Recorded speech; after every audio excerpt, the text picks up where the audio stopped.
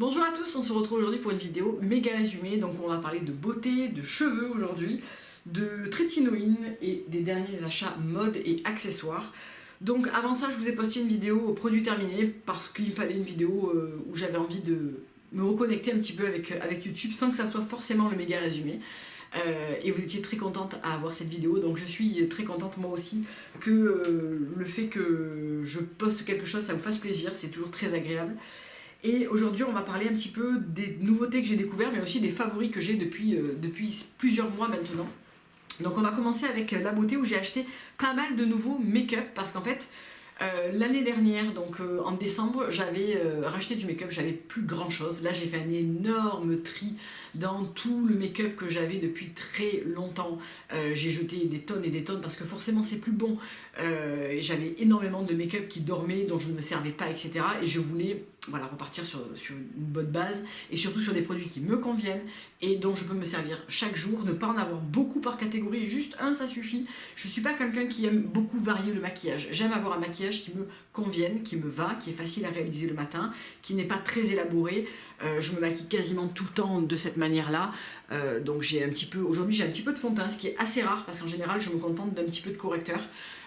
J'ai du blush, j'ai un peu d'highlight, j'ai pas mal de choses aujourd'hui. J'ai un peu de poudre, j'ai du mascara avec un peu de crayon et un petit peu de crayon à lèvres aussi. Ça, j'ai pris l'habitude de le faire assez souvent, voire tous les matins maintenant. Donc dans les produits make-up que j'ai rachetés, il y a vraiment 3 marques pour moi qui reviennent dans le non green en tout cas. C'est Charlotte Tilbury, moi j'ai mis des années à aller voir vers cette marque parce que non green, aujourd'hui j'essaye de garder pas mal de produits green pour ma routine de soins, mais pas forcément pour le maquillage parce que j'y trouve pas forcément ce que j'aime et pas forcément ce qui est performant en fait. Et c'est vrai que de remettre le nez dans les produits conventionnels, ça ouvre un champ des possibles qui est énorme. Et là, il faut vraiment arriver à se canaliser parce que si, comme moi, vous aimez acheter des produits de beauté, du maquillage, etc., c'est très dur de ne pas avoir envie de tout. Donc j'ai essayé de faire un petit tri. Les nanas au Sephora du printemps à Valentine sont vraiment très gentilles. Et à chaque fois, on peut échanger, avoir un échantillon d'un fond de teint, d'une couleur.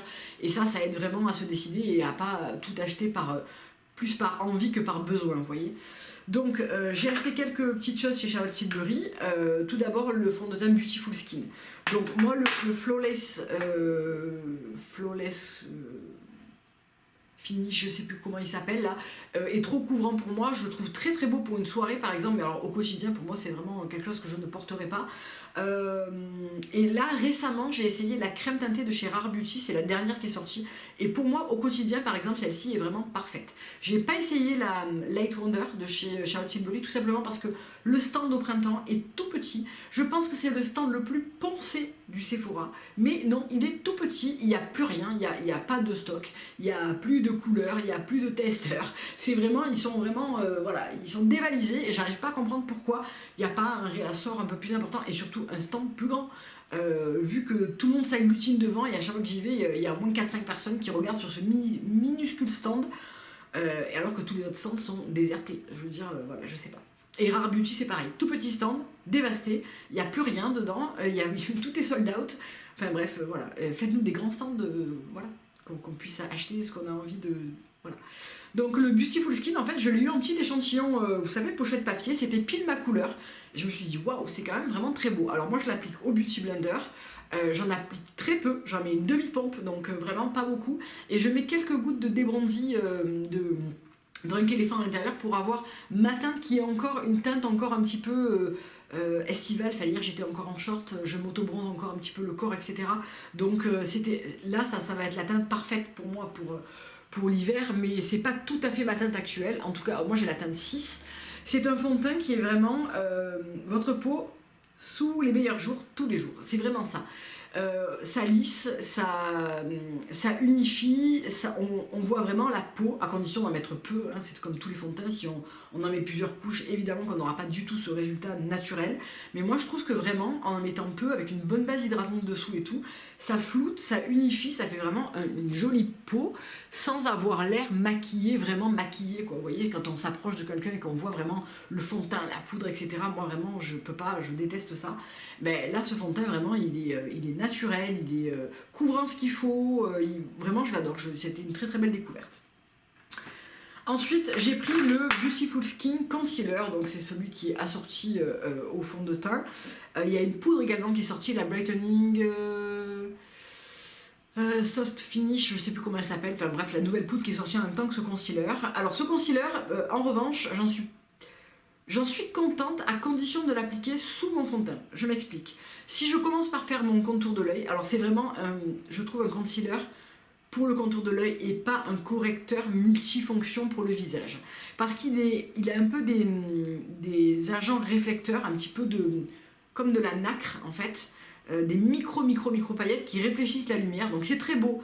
Sous le contour de l'œil, quand il fait pas très beau et que j'ai appliqué mon fond de teint par-dessus pour minimiser un peu cet effet un peu brillant, pailleté, mais qui n'est pas vraiment visible à l'œil nu, il faut vraiment le regarder avec le soleil dans un miroir, vous voyez. Là je le trouve très beau, en revanche plein soleil, si je l'applique par-dessus mon fond de teint, je poudre pas, etc., je trouve que c'est trop shiny. Je trouve que c'est pas l'idéal, c'est pas forcément ce que j'aime, et là-dessus je préfère le Dior Backstage, mon concealer que j'ai depuis 1 an presque, que je suis en train de terminer, où je trouve qu'il est vraiment multifonction, il est léger mais il a quand même de la couvrance, il se fond très très bien à la peau, j'aurais tendance à le préférer par rapport à celui-là. Toujours chez Charlotte Tilbury, j'ai pris un petit Hollywood Flawless Filter parce que j'avais très envie de l'essayer.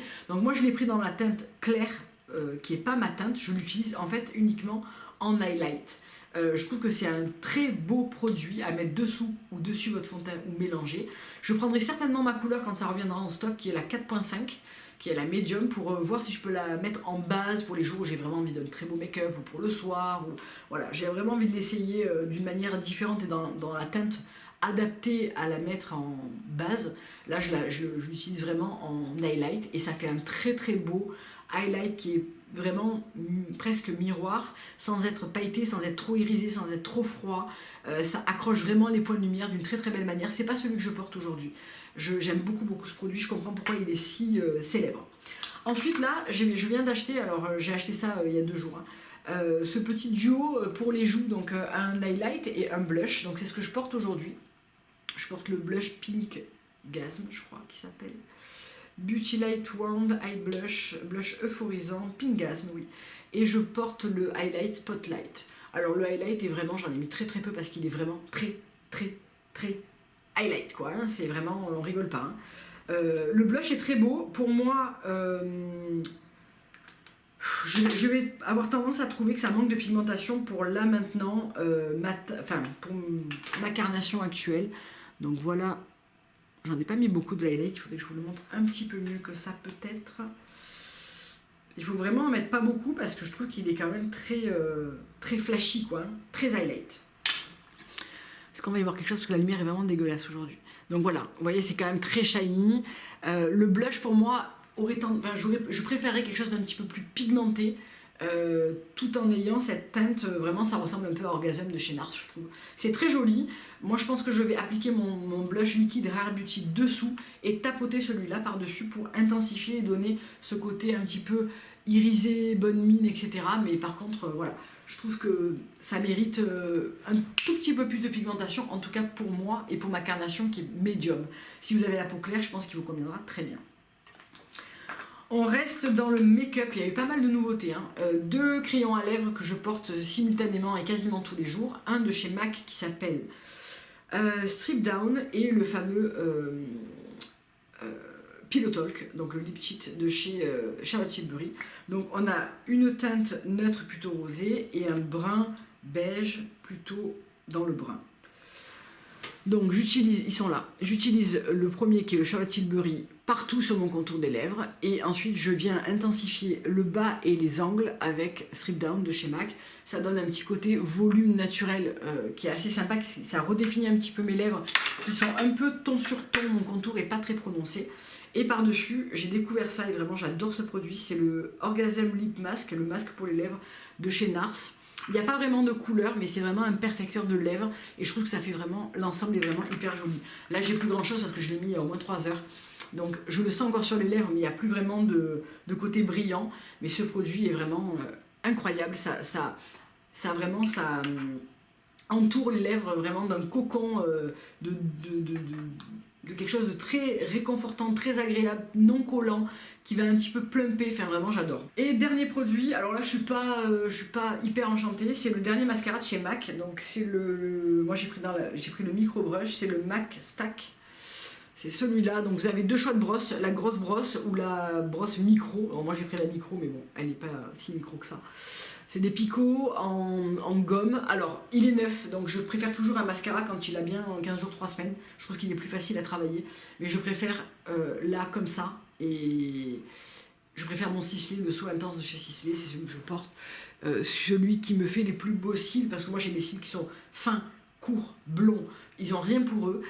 Donc si je veux arriver à avoir quelque chose d'un petit peu sympa, lui, je trouve qu'il me fait un peu des paquets, il allonge pas vraiment, j'arrive pas à attraper les petits cils, alors que le So Intense c'est un peigne en fait. Et je peux vraiment attraper chaque micro-cil que j'ai, et du coup potentialiser le maximum de mes cils, quoi. Là pour l'instant je suis pas ultra emballée, mais je voulais vous le montrer parce que c'est un achat que je viens de faire, et je voulais vous montrer un petit peu ce que j'avais acheté en termes de make-up. Voilà pour ça. Ensuite pour la peau, donc j'ai commencé comme je vous disais dans la vidéo, produit terminé, la trétinoïne, donc moi via effet derme 0,05%. La trétinoïne c'est la forme la plus puissante de rétinol, c'est le rétinal. Ça a son lot de positifs et son lot de négatifs. La chose la plus négative c'est quelque chose d'irritant, qui peut être très desséchant, qui peut vraiment vous faire peler par morceaux votre peau. Si vous savez l'utiliser, alors je vous conseille, vous avez énormément de vidéos sur la trétinoïne sur YouTube. Je ne vais pas en faire moi maintenant parce que je n'ai pas de recul. Je l'utilise depuis un gros mois on va dire. À raison de 2 fois par semaine. J'ai stoppé la vitamine C, mes acides, etc. J'ai réintroduit là, la semaine dernière, un acide lactique de chez Drunk Elephant. J'ai aucun désagrément pour l'instant, mais vraiment aucun. Après, je blinde tous les autres jours l'hydratation, vraiment, je multicouche, notamment avec ces 3 produits que je fais tous les soirs, sauf les soirs de trétinoïne. Voilà. Donc le Peptide 9 Volume White Cica de chez Medipil que j'avais acheté sur ailleurs, qui est un espèce de sérum qui va mousser au contact de la peau et apporter des peptides et des céramides. Vénus qui est le sérum hydratant anti-âge mais sans agent irritant de chez LM, qui est vraiment genre un grand verre d'eau, tu sais, tu vraiment d'hydratation en profondeur. Et cette Power Aqua Cream de chez Medipil qui est toute mignonne, je vais me rapprocher un petit peu, hop, qui est en fait une gelée avec des points de crème à l'intérieur, vous voyez bien là. On les mélange pour l'utiliser sur la peau, donc ça a un très léger parfum, très agréable. C'est en fait 8 acides hyaluroniques de différents types pour vraiment venir imprégner la peau d'hydratation. Et en fait le soir quand je fais ça, ensuite j'ai la peau qui est toute déouïe, qui est toute belle. C'est vraiment l'hydratation intense. Moi, j'ai pas besoin de nutrition. Même avec la trétinoïne, je n'ai pas la peau sèche, je n'ai pas de manque de nutrition. Ma peau ne pèle pas, ne desquame pas, n'est pas inconfortable. Je veux juste maximiser l'hydratation pour vraiment faire en sorte que la trétinoïne se passe bien et que je puisse réintégrer ma vitamine C, mes acides, etc. et arriver à jongler avec tout ça. Donc voilà, je vous en reparlerai quand j'aurai un peu plus d'expérience sur le sujet. Pour l'instant, j'en ai pas, donc je ne vais pas vous dire des choses que je ne sais pas. Pour les cheveux, vous me demandez souvent, est-ce que je me sers toujours de mon Dyson? Oui, je m'en sers tout le temps, je m'en suis resservi ce matin. C'est vraiment l'appareil qui me permet de me sécher et de me coiffer en même temps, le tout en 12 minutes exactement. J'ai chronométré ce matin pour vous donner l'information. Pour me faire ce wavy que j'adore. Alors là, il est trop bouclé, mais il va se détendre et c'est ce que j'aime les jours d'après. Je me lave les cheveux tous les 3 jours environ. Et j'utilise toujours les produits Oribe parce que là aussi vous me posez toujours la question et vous me dites toujours, mais si tu devais choisir 4 produits, 3 ou 4 produits, qu'est-ce que ça serait? Ben, c'est simple, c'est ceux-là, ceux dont je me sers tous les jours, et franchement je vais arrêter d'acheter d'autres produits capillaires parce que c'est vraiment ceux-là que j'adore. Voilà. Donc la gamme signature, au final, au fin du fin, alors la Godlust j'adore, j'aime beaucoup la Bright Blonde. La jaune n'est pas faite pour moi, je n'ai pas le cheveu assez desséché, le cheveu assez sec. Je pense que ça convient mieux à un cheveu frisé, très sec, très over-process, vous voyez. Moi, mes cheveux, ils vont bien et ils n'ont pas besoin de cette extra hydratation-nutrition. Gamme signature, pour moi, c'est celle qui me fait les plus beaux cheveux. C'est celle qui me permet aussi d'espacer les shampoings. Et d'ailleurs, je suis en train de tristement me rendre compte que j'arrive à la fin de mon shampoing. Est-ce que je vais le racheter? Oui, 100 fois oui, c'est 1000 fois oui. Shampoing signature, il en faut peu, il mousse bien, il fait vraiment tout ce qu'il faut comme il faut. Il m'apporte du volume, de l'hydratation, des cheveux propres qui vont rester propres un jour de plus systématiquement par rapport aux autres shampoings. Pas de gratouillis sur le cuir chevelu, plus besoin de me faire des gommages, des trucs, des machins sur le cuir chevelu, voilà. Lui, c'est lui et c'est pas un autre. Même si j'aime la gamme Godless, j'aimerais bien peut-être essayer la gamme bleue, mais j'ai peur d'être déçue en fait. Le signature conditionneur, vous voyez, c'est celui que j'utilise chaque fois que je me lave les cheveux. Vraiment, j'ai encore récemment, là, et d'ailleurs je vais vous en parler juste après, acheté des produits capillaires. Je me demande bien pourquoi je fais ça, sachant que je suis forcément déçue parce que je trouve que rien n'est à la hauteur de ça. Mais j'espère trouver, parce que ces produits-là ont un certain coût. C'est les produits des capillaires les plus chers que je n'aurais jamais acheté de toute ma vie. Après, ça dure vraiment très longtemps parce que quand tu te laves les cheveux d'abord 2 fois par semaine, bon, bah, tu n'utilises pas des quantités astronomiques. Même si je me lave les cheveux tous les 3 jours, avec ce shampoing, je me fais qu'un seul shampoing. Et ils sont propres. Et ça mousse dès le premier shampoing. Donc, ok, je vais arrêter d'essayer de trouver un remplaçant.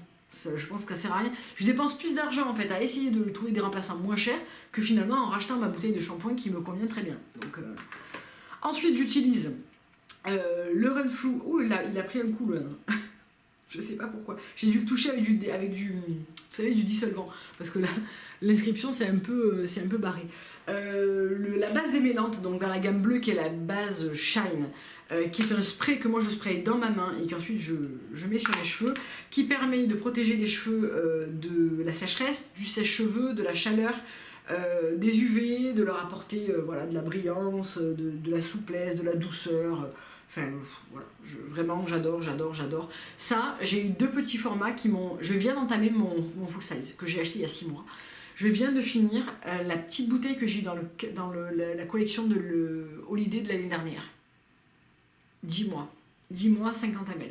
Je l'utilise à chaque shampoing. Donc voilà, très économique.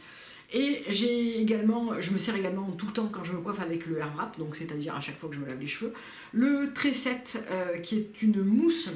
Alors ce que je fais, c'est que je pressèche mes cheveux avec l'embout pour pressécher. Et ensuite, je spraye ça. Donc c'est un spray mousse. Vous voyez ? Je spraye ça dans ma main, donc j'en mets un petit peu plus. Hein. Je vais devoir aller me laver les mains, du coup, voilà. Alors, je vais faire ça. Je fais ça. Bon, là, je fais ça sur mes cheveux mouillés, n'est-ce pas ? Enfin, encore humides, en tout cas. Et je fais ça par section. Là, je vais l'utiliser sur mes mains pour me débarrasser de ça. Et ensuite, je sectionne mes cheveux et je commence mon Air Wrap sur cheveux humides avec ça. Ça permet de faire tenir les boucles 3 jours. Là, j'ai hâte d'ailleurs qu'elle retombe un peu parce que moi, j'aime un wavy beaucoup plus d'effet que ça. Je le fais avec le plus gros format de rouleau. Et ensuite, je trouve que ça tient extrêmement bien. Donc, avec le Dyson, si vous avez du mal à faire tenir vos boucles, assurez-vous d'utiliser peut-être un produit un petit peu coiffant qui va garder, qui va maintenir votre coiffure, mais avec de la souplesse, sans cartonner du tout. Là, j'ai l'impression d'avoir rien mis sur mes cheveux. Hein. J'ai le cheveu qui est, on dirait qu'il est nu finalement. Assurez-vous de commencer sur cheveux qui ont été pré-séchés, mais qui ont encore une belle part d'humidité, sans être mouillés, mais qui ont quand même, je sais pas, vous les pré-séchez à 70%, on va dire. Vous les sectionnez, vous ne prenez pas des mèches trop grosses et vous partez au plus chaud de votre Air Wrap. Et ensuite, vous pensez bien à activer la touche froide pour sécher votre mèche et fixer la coiffure. Et franchement, moi, j'ai aucun problème, même sur cheveux qui sont relativement longs, j'ai aucun problème de tenue de mes boucles. Les jours d'après, elles vont redescendre, mais mes cheveux n'auront pas perdu le mouvement. Ça va rester comme j'aime, c'est-à-dire le premier jour j'aime moins, les jours d'après j'adore parce que ça fait vraiment ce wavy léger que je peux brosser et alors il n'y a aucun problème, il reviendra systématiquement à sa forme initiale. Et ça j'adore. Donc récemment, et comme j'adore la marque Drunk Elephant, je me suis dit tiens, pourquoi pas essayer les nouveaux capillaires. Alors j'avais pas essayé les premiers parce que je trouvais que je sais pas, ça me faisait pas du tout rêver. Pourquoi celui-là me faisait rêver? Je n'en sais rien. Silk Amino, shampoing méga hydratant et le lait après shampoing sans rinçage. Donc dans les commentaires, c'était vraiment dithyrambique. Me fait des cheveux magnifiques comme de la soie, sent extrêmement bon. Déjà Oribe, niveau senteur, c'est vraiment... c'est très difficile de battre Oribe, je trouve, en termes de senteur. Parce que ça a vraiment pour moi l'odeur absolument parfaite qu'un capillaire doit avoir. Alors là, on a une odeur qui est très légère, légèrement vanillée, très agréable, mais qui ne reste absolument pas et qui sent quasiment rien. Hein. Là, j'ai le nez dessus, quand je me lave les cheveux avec ça, je sens rien du tout. Alors, le shampoing, déjà, il mousse très très peu. Il a un pH de 6,4, il est enrichi en silk aminoacide et en huile de marula. Il est trop hydratant pour moi, c'est vraiment une crème. En fait, tout le monde disait, mais même avec mes cheveux gras, je retrouve des cheveux légers. Bon, moi, il me fait des cheveux lourds. Il n'y a rien à faire. Il me fait pas du tout les cheveux légers, il me fait pas du tout de volume. Je trouve que j'ai le cheveu qui est, oui, qui est propre, qui est doux, mais qui est alourdi et qui est pas, il n'est pas fait pour moi. Voilà, c'est comme ça. Le conditionneur, alors le conditionneur, c'est un conditionneur sans rinçage que je trouve encore une fois trop lourd pour moi. C'est un genre de gel crème, mais qui est assez épais en fait. Enfin, vous allez rien voir hein, parce qu'un capillaire comme ça, voilà, vous allez vous rendre compte de rien. Ça a l'air léger, mais en fait, ça l'est pas. Donc, je vais pas le mettre sur mes cheveux parce que ça va me... là aussi, on a une très légère odeur, mais voilà, honnêtement, j'ai essayé les trois. Il y en a un qui sort du lot, pour moi, c'est le masque, je vais vous en parler maintenant. Ça, je vais le garder pour l'été prochain, alors en espérant qu'il soit toujours bon, parce que je crois que ça se garde 12 mois ou 18 mois, je sais pas exactement. Je vais regarder. Pour la plage, pour les trucs comme ça, bah, en plus c'est un méga format de 240 ml. Sachant que ça, moi j'en mets un pois chiche quoi, hein, pour tous mes cheveux, donc j'en ai pour un million d'années. Bon. Par contre, celui qui se démarque de tout ça, c'est le Mega Moisture Masker, donc le masque méga hydratant, qui rétablit et qui répare, donc Deep Moisture, donc hydratation profonde. Là par contre je suis d'accord, lui il est très cool. Et je le mettrai dans mon top 3 des masques cheveux préférés. Le Gold Lust de chez Oribe, celui-là, finalement le Guizou, il est pas mal, mais il a tendance à me faire les cheveux trop mous. Vous savez, c'est trop le cheveu baby hair, vous voyez ce cheveu qui est hyper soyeux, hyper doux, il n'y a plus rien qui tient. Quand on veut se coiffer avec, tout est... ça fait trop les cheveux de poussin. Vous voyez, ces cheveux qui sont beaucoup trop adoucis, beaucoup trop... je sais pas. Il est performant, mais peut-être pas pour mes cheveux, mais il est performant, vous voyez, je vais le garder pour les fois où je vais retourner chez le coiffeur parce qu'il faut absolument que je refasse des mèches. Je vais les couper aussi, je vais refaire mon carré long, je pense, pour la saison hivernale parce que je trouve que c'est plus sympa avec les manteaux, etc. Je préfère. Donc là, peut-être que je pourrais le réutiliser parce que je vais refaire des mèches, ça va me redessécher les cheveux, etc. Et d'ailleurs, je réessayerai à cette occasion de Drunk Elephant, même si je ne suis pas persuadée de l'effet. Par contre, lui, il est très cool, c'est vraiment, on dirait un yaourt épais, il est très agréable, pH de 4,3, il sent très bon, et lui, à la limite, quand on sèche les cheveux, on sent qu'on l'a utilisé en termes de senteur. Il fait les cheveux brillants, doux, lisses, hydratés, mais légers. Lui, je l'aime, vraiment, lui, je l'aime. Voilà, je pense qu'on va faire deux parties aujourd'hui parce que je vais aussi vous présenter mes derniers achats, même s'il n'y en a pas eu beaucoup, je veux un petit peu les développer pour vous expliquer le pourquoi du comment. Donc je pense qu'on va faire deux parties, on a fait une partie beauté et je vais parler aussi ici de... Alors je voulais vous parler des livres de cuisine et je les ai prêtés, donc je ne pourrais pas vous en parler aujourd'hui mais je vous les montrerai peut-être sur Insta. On va parler un petit peu des séries et notamment Dynasty que je suis en train de terminer, c'est toujours le petit truc, vous savez, très léger, très... voilà. Qui n'a pas besoin de beaucoup de réflexion et qui est parfait pour se détendre entre deux trucs un peu plus, voilà, un peu moins sympa. Et sinon, House of the Dragon, évidemment, qui... Le retour de Game of Thrones, finalement, c'est donc ça parle de la maison Targaryen 200 ans avant Daenerys, donc moi qui ai adoré Game of Thrones, évidemment que j'étais ultra contente de voir cette série arriver, et je me suis régalée, vraiment, je me languis vraiment de voir la suite, même si je crois que c'est pas avant 2024, mais vraiment j'ai adoré. Si vous avez aimé Game of Thrones, vous ne pouvez que aimer House of the Dragon. Et dans un autre registre, et toujours des choses que j'ai adoré, qui est Le Seigneur des Anneaux et Le Hobbit, on a eu l'Anneau de pouvoir, donc l'Anneau de pouvoir qui retrace la création de l'anneau, donc bien avant Isildur et bien avant le Hobbit évidemment, puisque je vais pas vous spoiler, mais pour celles qui l'ont vu, les anneaux étaient déjà là et déjà en partie détruits. Donc c'est bien avant et c'est à la création de ces anneaux, donc on découvre Galadriel qu'on connaît que très peu finalement via les films. On rencontre des personnages très forts qui vont être là ensuite dans les deux trilogies qui vont suivre. Je me suis régalée. Le premier épisode est pas... n'est pas la meilleure publicité parce que je trouvais que c'était un peu mou, que les personnages mettaient un peu de temps à se mettre en place, il y avait personnes sur lesquelles j'accrochais vraiment, et à partir du troisième ça prend un autre tournant et on a vraiment envie de voir la suite et on est vraiment happé par tout ce qu'on a aimé dans Le Hobbit ou Les Seigneurs des Anneaux. Donc voilà, je me suis régalée avec ces deux séries là, deux séries très fortes qui s'attaquent à vraiment des monuments de films ou de séries finalement. Donc j'étais ravie de pouvoir les visionner et je me suis régalée avec. Voilà, on se retrouve dans la deuxième partie pour la partie mode. A tout de suite.